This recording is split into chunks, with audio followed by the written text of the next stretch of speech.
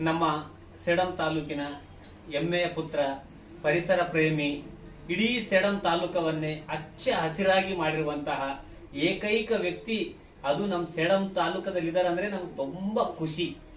ಇವತ್ತು ಶ್ರೀನಿವಾಸ್ ಕಾಸೋಜೆ ಸರ್ ಅವರ ಹುಟ್ಟುಹಬ್ಬದ ಪ್ರಯುಕ್ತ ಅವ್ರು ಇಡೀ ತಾಲೂಕನೇ ಹಚ್ಚ ಹಸಿರಾಗಿ ಮಾಡಿದ್ದಾರೆ. ನಮ್ಮ ಕಡೆಯಿಂದ ಅವರಿಗೆ ಸಸಿ ಕೊಡುವುದರ ಮೂಲಕ ಅವರ ಹುಟ್ಟುಹಬ್ಬವನ್ನು ಸಾಧಾರಣವಾಗಿ ಆಚರಣೆ ಮಾಡುತ್ತಿದ್ದೇವೆ.